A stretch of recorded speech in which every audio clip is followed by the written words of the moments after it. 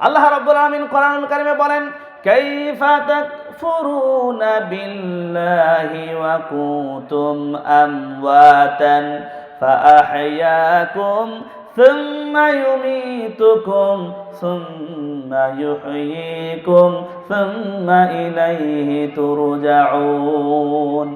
কাইফা তাকফুরুনা বিল্লাহ, তোমরা আল্লাহকে কিভাবে অস্বীকার করো? কিভাবে তোমরা সেই আল্লাহকে অস্বীকার করতে পারো? কুনতুম আমওয়াত, তুমি তো ছিলে মৃত, নিষ্প্রাণ। আমি আল্লাহ রাব্বুল আলামিন সেই মৃত থেকে তোমাকে আমি জিন্দা করেছি। বলেন সুবহানাল্লাহ। এই জিন্দা থেকে আবার তোমাকে আমি মৃত্যু ঘটাবো, এই মৃত্যু থেকে আবার তোমাকে জিন্দা করব এবং আমার সামনে তোমাদেরকে হাজির হতে হবে। ভাই, ওখানে দাঁড়িয়ে না থেকে বসেন না, আপনাদের অসুবিধা? ওখানে অসুবিধা হচ্ছে? যদি অসুবিধা হয় তাহলে বাইরে যান, এরকম দাঁড়িয়ে থাকলে অসুবিধা হয়তো।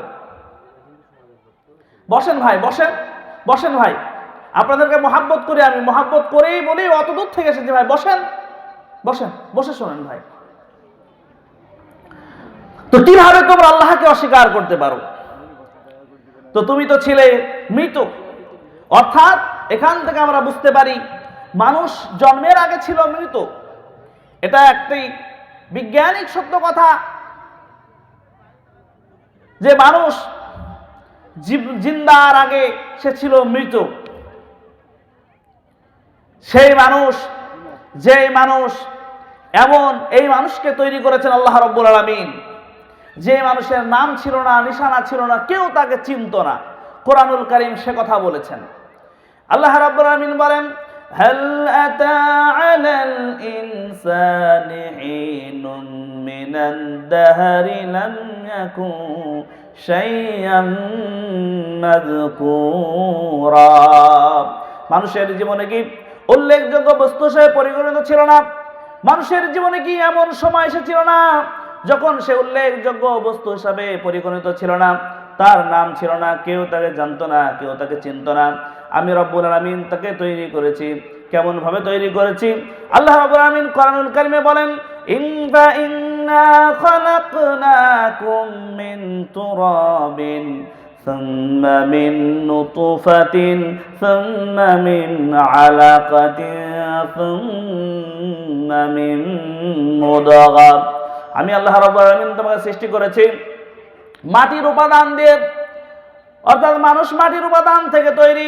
এখানে আল্লাহ রাব্বুল আলামিন সরাসরি মাটি দিয়ে তৈরি এমন কথা কিন্তু বলে নাই।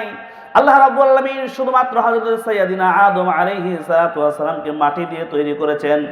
কিতাবের মধ্যে পাওয়া যায় তিনাসিত্তুনা জিরাইন, অর্থাৎ 60 গজ হযরতে আদম আলাইহিস সালাতু ওয়াস সালামকে আল্লাহ পাক তৈরি করেছেন।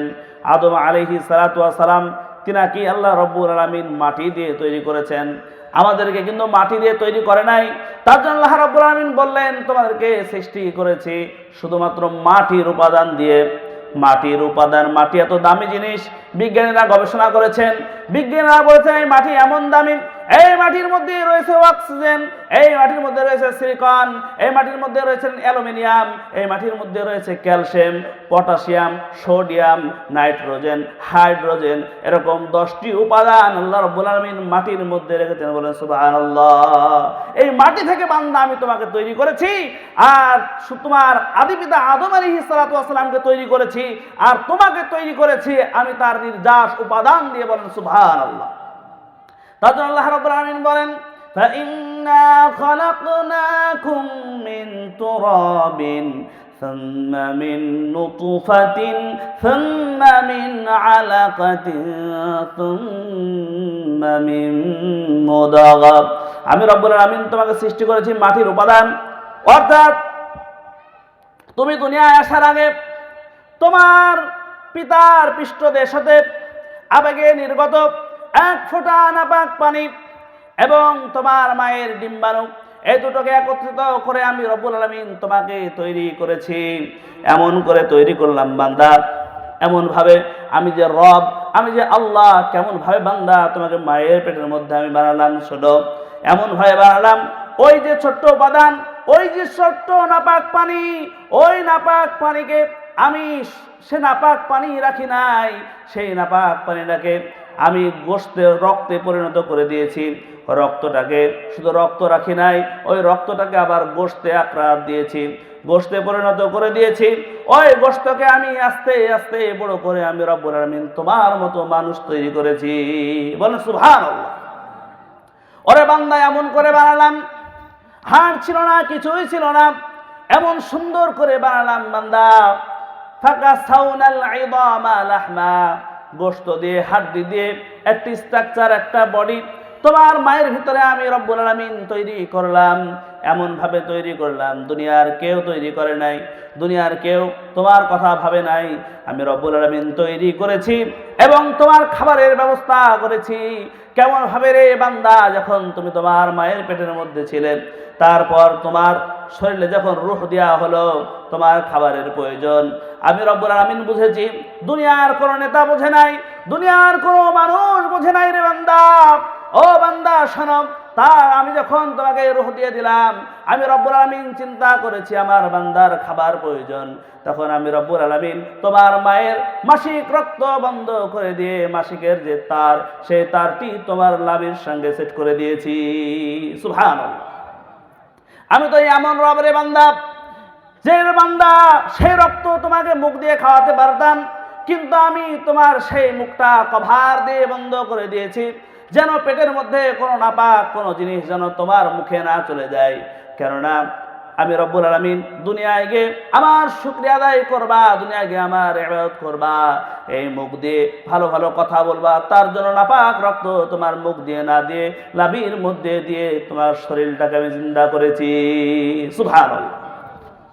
ওরে বান্দা শুধু তাই নয়, এমন করে বানালাম শোনরে বান্দা, তারপরে যখন তুমি একটু বড় হয়ে গেলা, পেটের মধ্যে যখন একটু বড় হয়ে গিয়েছো রে বান্দা, দুনিয়ার কেউ চিন্তা করে নাই, তোমাকে আমি সুন্দর করে দুনিয়ায় তোমাকে নিয়ে এসেছি। নিয়ে আসার পর দুনিয়ায় খাবার প্রয়োজন, দুনিয়ার কোনো মানুষ ভাবে নাই। ও বান্দা শোনো, আমি ভেবেছি। আল্লাহ রাব্বুল আলামিন বলেন, ওয়াল্লাহু ইখরিজুকুম মিন বুতুনি উম্মাহাতিকুম লা তা'লামুনা শাইআ। ও বান্দা, আমি তোমাকে এমন ভাবে দুনিয়ায় নিয়ে আসলাম, যখন তোমার হুঁশ ছিল না, কোনো কথা বলতে পারত না, শুধু তোমার একটাই কথা, শুধু একটা আওয়াজ ছাড়া আর কিছুই করতে পারত না। আমি রব্বুল আলামিন চিন্তা করেছি আমার বান্দায় দুনিয়ায় যাবে, কি খাবে কি খাবে। আমি রব্বুল আলামিন তোমাকে দুনিয়ায় যাওয়ার আগে আমি রব্বুল আলামিন চিন্তা করলাম, আমার বান্দায় দুনিয়ায় যাওয়ার আগে মায়ের বুকের মধ্যে আমি 6 মাস আগে খাবার দিয়ে দিলাম। সুবহানাল্লাহ। শুধু খাবার দিই নাই রে বান্দা, এমন খাবার দিলাম তোমার জন্য প্রতিষেধক, তোমার জন্য ওষুধ। তুমি যখন খাবে সমস্ত রকমের রোগ তোমার শরীর থেকে চলে যাবে রে বান্দা। ও বান্দা শুধু তাই নয়, যখন ওই মায়ের দুধ তুমি খেয়ে নেবে, দুধটা যখন খাবে, একটি যদি আমি ছিদ্র দিতাম, এমন ভাবে দুধ যেত তোমার গলাটা বন্ধ হয়ে যেত, ছোট্ট বাচ্চা ছোট্ট গলা, তোমার গলাটা বন্ধ হয়ে যেত। তার জন্য একটি নয় দুটি নয়, মায়ের স্তনের বোটার মধ্যে একটি দুটি নয়, আমি রব্বুল আলামিন 32টি ছিদ্র করে দিয়েছি। আর শুধু তাই নয়, দুধটা আমি খুবই একদম গাঢ় দুধ করি নাই, পাতলা করে দিয়েছি, যেন আমার বান্দা খায়, খাওয়ার পর আস্তে আস্তে বড় হয়ে যায়। ও বান্দা শুধু তাই নয়, যখন তুমি একটু বড় হয়ে গেলা, তোমার খাবারের প্রয়োজন হবে, তার জন্য দুধ খেয়ে আর হবে না। তারপরে আমি রব্বুল আলামিন তোমাকে দাঁতের ব্যবস্থা করে দিয়েছি রে বান্দা। শুধু তাই নয়, আর একটু যখন বড় হয়ে গেলাম, তারপরে এই দাঁতে আর কাজ হবে না, শক্ত জিনিস খাবে, তার জন্য সেই দাঁত ফেলে দিয়ে আবার শক্ত দাঁতের আমি রব্বুল আলামিন ব্যবস্থা করেছি। সুবহানাল্লাহ। এই হচ্ছে রব। তার জন্য আল্লাহ রাব্বুল আলামিন বলে, দুনিয়ার মানুষ তোমরা শোনো, যে আল্লাহ রাব্বুল আলামিন তোমাকে এত কিছু দান করলো, সে আল্লাহকে কিভাবে অস্বীকার করতে পারো? তার জন্য আল্লাহ রাব্বুল আলামিন বলেন, কাইফা তাকফুরুনা বিল্লাহি ওয়া কুনতুম আমওয়াত। কিভাবে তোমরা সে আল্লাহকে অস্বীকার করো, যে আল্লাহ রাব্বুল আলামিন তোমাকে এত সুন্দর করে বানালো, তোমার আকৃতি ছিল না, কেউ তোমাকে চিনতো না, কেউ তোমাকে জানতো না, এত সুন্দর করে যে আল্লাহ তাআলা তৈরি করলো, ফি কারারিন মাকিন, এত সুরক্ষিত রাখলো, যে আল্লাহ তাআলা অসুখ দিয়ে তোমাকে শেষ করে দিতে পারতো, যে আল্লাহ আল্লাহ কত রকমের রোগ দিয়ে তোমাকে শেষ করে দিতে পারতো, কিন্তু তা না করে তোমাকে জিন্দা করেছে, এত সুন্দর করে তোমাকে বানিয়েছে। ফি আইয়ি সূরাতিন মা শাআ রাক্কাবাক, তিনি যেমন ভাবে চেয়েছেন এত সুন্দর তোমাকে চেহারা দিয়েছেন, সেই রবকে কিভাবে অস্বীকার করতে পারো? আল্লাহ পাক বলছেন। শুধু এ কথা বলে নাই, আল্লাহ রাব্বুল আলামিন তারপরে এবার বলেন, ওয়াকাদা রাব্বুকা আল্লা তা'বুদু ইল্লা ইয়াহু ওয়া বিল ওয়ালিদাইনি ইহসানা। তোমার রবের পক্ষ থেকে ফয়সালা হয়ে গেছে, তার ইবাদত করবা, তারই দাসত্ব করবা, তারই গোলামি করবা, এটা তোমার রবের পক্ষ থেকে ফয়সালা হয়ে গেছে। তারপরে পিতামাতার উপর ইহসান, পিতামাতার উপর দয়া করবা। ও দুনিয়ার বান্দা তোমরা শোনো, তোমার মা তোমাকে বড় কষ্টের সঙ্গে এই দুনিয়ায় নিয়ে এসেছে, আমি রব্বুল আলামিন তোমাকে এত সুন্দর নিয়ামত দিয়েছি। ও বান্দা শোনো, আর তোমার মা বড় কষ্টের সঙ্গে তোমাকে লালিত পালিত করেছে। ওরে বান্দা শোনো, সেই মাকে এমন কথা বলো না, এমন আচরণ করো না, তোমার মা তোমার কারণে আঘাত পেয়ে যায়। যদি আঘাত পেয়ে যায়, তোমার আখিরাত শেষ হয়ে যাবে, দুনিয়াও শেষ হয়ে যাবে। এত সুন্দর করে তোমাকে মা এত সুন্দর করে বড় করেছে। ও বান্দা শোনো, কিভাবে তোমার মা তোমাকে এত সুন্দরভাবে তোমাকে লালিত পালিত করেছে, কিভাবে সেই মাকে এত খারাপ নজরে দেখো, কিভাবে তোমাকে সেই মাকে ভালো ব্যবহার করো না। আল্লাহ রাব্বুল আলামিন শিখায় দিচ্ছেন, সেই মা বাবার সঙ্গে ভালো ব্যবহার করো, আমার ইবাদত করো, মা বাবার সঙ্গে ভালো ব্যবহার করো। একই আয়াতে আল্লাহ রাব্বুল আলামিনের কথা বলছেন। কেননা তুমি যখন পেটে ছিলা, তোমার মা বড় কষ্টের সঙ্গে তোমাকে পেটে ধারণ করেছে। যখন তুমি পেটে এসেছ, তোমার মা কোনো কাজ করতে পারে নাই। যখন কাজ করতে গিয়েছে, তুমি পা দিয়ে লাথি দিয়েছ, মাথা দিয়ে লাথি দিয়েছ। রাত্রে বেলায় কনকনে শীত, সবাই শুয়ে পড়েছে, তোমার মা কিন্তু শুতে পারে নাই। তোমার মা দরজার সামনে দাঁড়ায় গেছে, অথবা বিছনা থেকে দাঁড়ায় গেছে। দাঁড়ায় পর কান্নার কান্না। জিজ্ঞাসা করা হয়েছে, তুমি কান্না করো কেন? বলে, সন্তান পেটের মধ্যে লাথি দিয়েছে, তাই বিছনায় আর মন বসে না, বিছনায় থাকতে পারি না, তার জন্য আমি কান্না করছি। সারাদিন পরিশ্রম করার পর দুপুর বেলায় যখন তোমার মা যখন খেতে যাচ্ছে, খাওয়ার পর তোমার সেই সন্তান, পেটের সন্তান পেটের মধ্যে থেকে লাথি দিয়েছে, মা খাওয়াটা বন্ধ হয়ে গেছে, মা উঠে দাঁড়ায় গেছে। তার জন্য রাসূল করিম সাল্লাল্লাহু আলাইহি ওয়াসাল্লাম বলেন, যখন কোনো মা সন্তান পেটে আসে, তার জন্য মা সারাদিন কিছু খেতে পারে না। রাসূল করিম সাল্লাল্লাহু আলাইহি ওয়াসাল্লাম বলেন, যে মা সন্তান আসার কারণে সারাদিন খেতে পারলো না, আল্লাহ রাব্বুল আলামিন যতদিন পর্যন্ত সেই সন্তান পেটে থাকবে, আল্লাহ রাব্বুল আলামিন দিনের বেলায় রোজা রাখলে যে সওয়াব মার আমল নামায় সেই সওয়াব দিবে, ভরে দিবে। বলেন সুবহানাল্লাহ। শুধু তাই নয়, রাসূল করিম সাল্লাল্লাহু আলাইহি ওয়াসাল্লাম বলেন, মা সন্তান আসার কারণে রাত্রে বেলায় ঘুমাতে পারে না, রাত্রে বেলায় ঘুম আসে না, মা দাঁড়ায় যায়। তার জন্য সারা রাত্রি ইবাদত করলে যে সওয়াব হতো, মায়ের আমল নামায় সেই পরিমাণ সওয়াব লিখে ভর্তি করে দেওয়া হয়। বলেন সুবহানাল্লাহ। যে মা বড় কষ্টের সঙ্গে এত কষ্ট করেছেন, যখন তিনি ডেলিভারিতে যান, প্রাণের স্বামীকে ডেকে বলেন, ও প্রাণের স্বামী, আমার দ্বারাই অনেক ভুল হয়ে যেতে পারে, অনেক ভুল হয়ে যেতে পারে, কতই না হক নষ্ট করেছি, দয়া করে মেহেরবানি করে আমাকে মাফ করে দেন। আজ আমি ক্লিনিকে যাচ্ছি, আজ মৃত্যুর দোয়ার থেকে আমি যদি ফিরে আসি, মৃত্যুর দোয়ার থেকে ফিরে আসবো, দয়া করে মেহেরবানি করে মাফ করে দেন। চুপি চুপি যখন স্বামীকে বলে, স্বামী তখন বলে, অবশ্যই তোমাকে মাফ করে দিলাম। এবার বাড়ির মানুষদেরকে বলে, ও আমার বাড়ির মানুষেরা, আমাকে দয়া করে মেহেরবানি করে মাফ করে দেন, কেননা আমার দ্বারাই ভুল হয়ে যেতে পারে। এই নেন বাড়ির চাবি, চললাম আমি।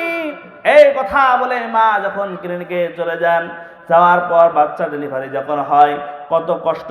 আল্লাহ রাসূল সাল্লাল্লাহু আলাইহি ওয়াসাল্লাম বলেন, একজন মা যখন সন্তান প্রসব করে, সে মৃত্যুর দ্বার থেকে যেন ফিরে আসলো। সন্তান প্রসব করতে এত জ্বালা, এত কষ্ট।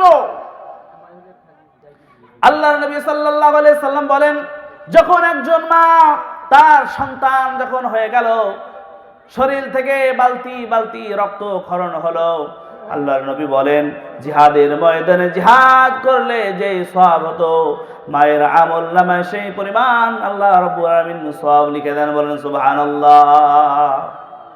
এত পরিমাণ সওয়াব লিখে দেন, এত কষ্ট যেই মা করেছেন। তার জন্য আল্লাহ রাব্বুল আলামিন বলেন, দুনিয়ার মানুষ শোনো, যেই মা তোমাকে এত কষ্ট করে তোমাকে লালিত পালিত করলো, সেই মায়ের সঙ্গে খারাপ ব্যবহার করো না। সেই মা তোমাকে বড় মুহাব্বত করেন, এত বড় বিশাল মুহাব্বত, বড় দয়া করেন, বড় ইহসান করেন। তার জন্য আল্লাহ রাব্বুল আলামিন কোরআনুল কারীমে ঘোষণা করেন, ওয়াসাইনাল ইনসানা বিওয়ালিদাইহি ইহসানা হামালাতুহু কুরহা ওয়া ওয়াদাআতুহু কুরহা। আল্লাহ রাব্বুল আলামিন বলেন, যেই মা তোমাকে এত সুন্দর করে বানালো আল্লাহ পাকের পক্ষ থেকে, এটাই আল্লাহ রাব্বুল আলামিন বললেন, দুনিয়ার মানুষ শোনো, যেই মা তোমাকে এত সুন্দর করে তোমাকে লালিত পালিত করলো, সেই মা বাবার সঙ্গে খারাপ ব্যবহার করো না। তোমার বাজে আখলাক তাদের সামনে দেখেও না, তাদের সঙ্গে ইহসানমূলক কথা বলো, তার খোঁজ খবর নাও, তার সঙ্গে ভালো ব্যবহার করো। যদি তাহলে করো, আল্লাহ রাব্বুল আলামিন বলেন, এই জন্যে করবা কেননা তোমার মা বড় কষ্টের সঙ্গে, বড় যন্ত্রণার সঙ্গে তোমাকে পেটে ধারণ করেছে 10 মাস। তার শুধু পেটে ধরে নাই, তারপরে বড় যন্ত্রণার সঙ্গে তোমাকে ডেলিভারি করেছে। সেই মা এত সুন্দর করে তোমাকে দুনিয়ায় নিয়ে আসলো, এই মায়ের নাফরমানি কিভাবে করো রে বান্দা? কিভাবে সেই মায়ের নাফরমানি করো? মায়ের সঙ্গে ভালো ব্যবহার করো না, ভালো আখলাক দেখাও না, কিভাবে এই কাজগুলো করতে পারো? তার জন্য মা বাপের সবসময় দোয়া নিতে হবে। কেউ যদি মা বাপের দোয়া নেয়, সে বড় হতে পারবে।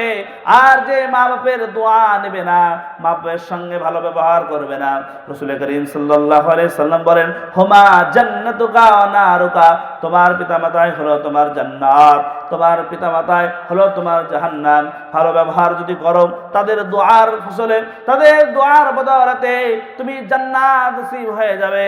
আর তারা যদি বদদোয়া করে দেয়, তাহলে দুনিয়াও শেষ হয়ে যাবে, আখিরাতও শেষ হয়ে যাবে।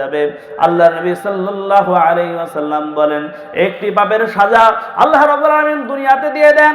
সাহাবাগণ প্রশ্ন করেন, ইয়া রাসূলুল্লাহ, নবী গো, কোন পাপের সাজা আল্লাহ পাক দুনিয়ায় দেন? রাসূল করিম সাল্লাল্লাহু আলাইহি ওয়াসাল্লাম বলেন, পিতামাতার নাফরমানি, পিতামাতার সঙ্গে কেউ যদি খারাপ ব্যবহার করে, পিতামাতার যদি কথা না মানে, পিতামাতার সঙ্গে বদ আখলাকি দেখায়, আল্লাহ রাব্বুল আলামিন সেই সাজা দুনিয়ায় দিয়ে দেন। তার জন্য সম্মান নিতে হলে, ইজ্জত নিতে হলে পিতামাতার সঙ্গে ভালো ব্যবহার করতে হবে, ভালো আখলাক চরিত্র দেখাতে হবে। যদি না দেখান, তাদের দোয়া হলো এমন একজন দোয়া, আল্লাহ রাসূল করিম সাল্লাল্লাহু আলাইহি ওয়াসাল্লাম বলেন, 3 জন মুস্তাজাবুদ দাওয়া দোয়া করলেই কবুল হয়ে যায়। 1 নম্বর হলো যে মাজলুম, অন্যায় করেনি তাও তাকে শাস্তি দেওয়া হয়েছে। মাজলুম ব্যক্তি জুলুমকারীর জন্য যদি দোয়া করে, আল্লাহর আরশে কোনো পর্দা থাকে না, সেটা সরাসরি দোয়া মঞ্জুর হয়ে যায়। বলেন সুবহানাল্লাহ।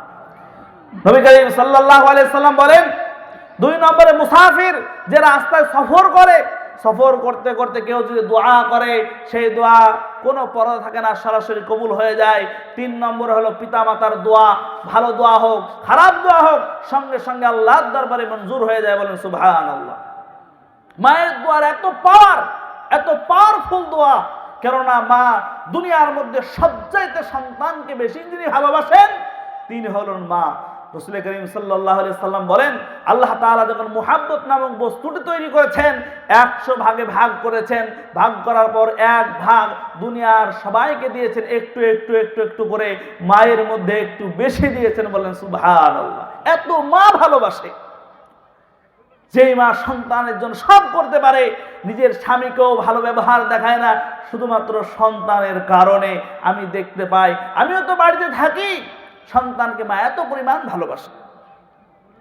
তার জন্য সন্তানের 1 নম্বরে কাজ করতে হবে আল্লাহর ইবাদত। 2 নম্বরে কাজ পিতামাতার সঙ্গে ইহসান, পিতামাতার সঙ্গে ভালো ব্যবহার। যদি কেউ না করে, রাসূল করিম বলেন, যদি মা বাপ যদি পরিমাণ শব্দ করে দেয়, মা বাপ যদি খারাপ দোয়া করে দেয়, সাথে সাথে মঞ্জুর হয়ে যাবে। যেমন রাসূল করিম সাল্লাল্লাহু আলাইহি ওয়াসাল্লামকে একজন বলেন, হযরত আয়েশা সিদ্দিকা রাদিয়াল্লাহু তাআলা বলেন, ইয়া রাসূলুল্লাহ, ইয়া হাবিবাল্লাহ, আজ একজন মায়েরা এবং সন্তানের উপরে কি মুহাব্বত, কেমন দয়া আমি আজ দেখেছি। আল্লাহর নবী বলেন, সাহাবারে, ও আমার আয়েশা, তুমি কি দেখেছো বলো বলো, কি দেখেছো? মায়ের কেমন মুহাব্বত তুমি কিভাবে বুঝতে পারলা? হযরত আয়েশা সিদ্দিকা রাদিয়াল্লাহু তাআলা আনহা বলেন, ইয়া রাসূলুল্লাহ, ইয়া হাবিবাল্লাহ, আজ আমি এমন একটা দৃশ্য দেখলাম, যে দৃশ্য দেখে আমি অবাক হয়ে গেছি গো নবী। মা কি পরিমাণ না সন্তানদেরকে ভালোবাসে। আল্লাহ রাসূল বলেন, আয়েশা, তুমি তাড়াতাড়ি করে বলো তুমি কি দেখেছো। এই কথা যখন বললেন, নবী করিম সাল্লাল্লাহু আলাইহি ওয়াসাল্লাম বলার সঙ্গে সঙ্গে হযরত আয়েশা বলেন, ইয়া রাসূলুল্লাহ, ইয়া হাবিবাল্লাহ, আমি আজ সারাদিন রোজা ছিলাম, কিছুই আমি খাই নাই, একটা খেজুর খেয়ে আমি রোজা রেখেছি গো নবী। এবার আমি যখন ইফতার করতে যাব, আমার সামনে একটা খেজুর, কে যেন দুটো খেজুর আপনাকে হাদিয়া দিয়েছে, একটা খেজুর আপনার জন্য রেখেছি, আর একটা খেজুর আমার সামনে ইফতারের থালায়। আমি যখন ইফতার করব, আমার দরজায় কে যেন আসলো, একজন মেয়ে আওয়াজ দেয়, 3 দিনের না খাওয়া অনাহারি মা আজ তোমার দরজায় এসেছে গো, কিছু দাও, কিছু দাও, আল্লাহর রাস্তে কিছু তুমি আমাকে দান করো। হযরত আয়েশা বলেন, ইয়া রাসূলুল্লাহ, এই কথা শোনার পর আমি অবাক হয়ে গেলাম। 3 দিন একজন মা খায় নাই, খিদার্ত মা আমার দরজায় হাজির। আমি আর খেজুরটা দিয়ে ইফতার করলাম না, খেজুরটা নিয়ে গিয়ে তার হাতে দিলাম। আমি ইয়া রাসূলুল্লাহ, ইয়া হাবিবাল্লাহ যখন দিলাম, দেওয়ার পর আমি দেখি সেই মা দরজার সামনে এক মুহূর্ত দাঁড়ায় না, কোথায় যেন দৌড়ে চলে গেল। আমার মনে কৌতূহল হলো, কোথায় গেল, একটা খেজুর দিলাম না খেয়ে কোথায় নিয়ে চলে গেল।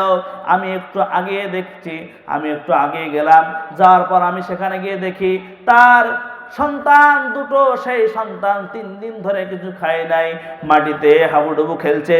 এমন সন্তান, সেই সন্তানদেরকে গিয়ে বলে, প্রাণের সন্তান, এই নাও একটা খেজুরের ব্যবস্থা করে, যে খেজুরটা খেয়ে নাও।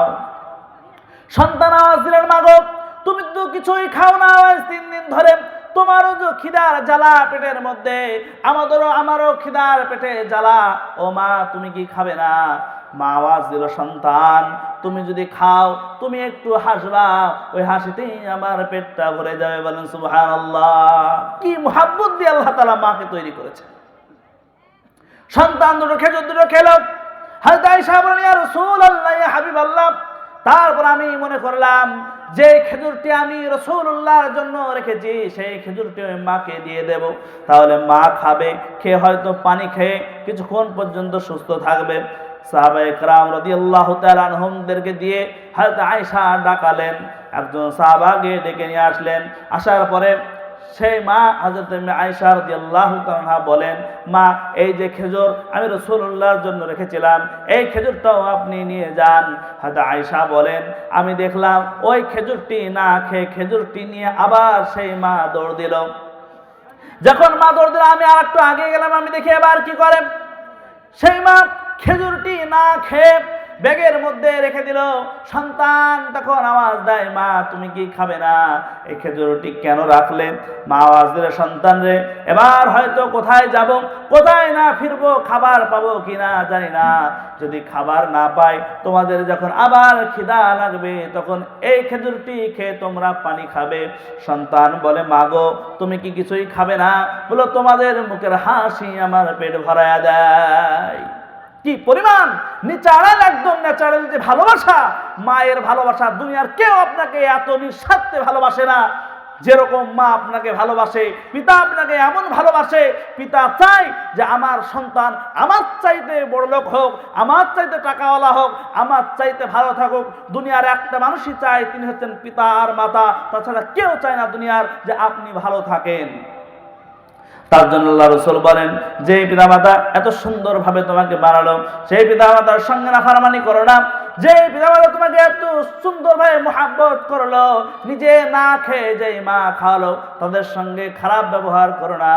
আল্লাহ রাসূল সাল্লাল্লাহু আলাইহি সাল্লাম বলেন, তারা দোয়া করলে কবুল হয়ে যায়, আর খারাপ দোয়া করলেও কবুল হয়ে যায়। আপনাদেরকে একটি দৃষ্টান্ত বুখারী, সহিহুল বুখারী থেকে একটা হাদিস বর্ণনা করি। আল্লাহ নবী সাল্লাল্লাহু আলাইহি ওয়াসাল্লাম সাহাবাদের মধ্যে বলেন, ও সাহাবারা, তোমরা কি জানো পূর্বে যুগে একজন আবেদ, বিশাল বড় আল্লাহর ওলি ছিল? সাহাবারা বলেন, ইয়া রাসূলুল্লাহ, পূর্বের যুগেও ওলি ছিল নাকি? আল্লাহ রাসূল বলেন, পূর্বের যুগে বিশাল বড় বড় ওলি, আল্লাহ তাআলার যারা বন্ধু, এত বড় আল্লাহওয়ালা দিনদার অনেক অনেক এসেছে। আল্লাহ রাসূল বলেন তাদের মধ্যে একজনের কথা বলি, তার নাম হলো জুরাইজ। কিতাবুল আম্বিয়ার মধ্যে এসেছে এই জুরাইজ এত বড় আবেদ, এত বড় আল্লাহওয়ালা, তিনি এত বড় আল্লাহওয়ালা, সব সময় আল্লাহর ইবাদত করেন। তিনি বাড়িতে আর থাকতে পারলেন না, বাড়িতে না থেকে তিনি চলে গেলেন একটা মাঠের মধ্যে সেখানে গিয়ে একটা ঘর করলেন। ঘর করার পর সেই জায়গায় তিনি ইবাদত শুরু করলেন। সব সময় ইবাদত করেন, মানুষ এত বিশ্বাস করে গাছের পয়লা ফলটি তাকে নিয়ে গিয়ে দেয়, খাবার ভালো ভালো করে তাকে নিয়ে গিয়ে দেয়, তিনি সেখানে খান এবং সেই জায়গায় ইবাদত করেন। মানুষ কতই না তাকে ভালোবাসে। কিছুদিন পর তার মা তার দরজায় গিয়ে ডাক দেয়, বাবা জুরাইজ দরজা খোলো, আমি মা এসেছি, আমি তোমার সঙ্গে কয়েকটি কথা বলেই চলে যাব। জুরাইজ তখন নামাজে দণ্ডায়মান ছিলেন। জুরাইজ তখন বলেন মনে মনে, সালাতি ওয়া উম্মি, ও আল্লাহ তাআলা, একদিকে আমি নামাজের মধ্যে রয়েছি আর একদিকে মা ডাকছে, কি করব? ও আল্লাহ, মা ডাকছে আমাকে, আমি নামাজ ভাঙবো না মায়ের ডাকে সাড়া দেব? ও আল্লাহ, যেহেতু নামাজের মধ্যে আছি, নামাজটা শেষ করব, তারপরে আমি মায়ের ডাকে সাড়া দেব।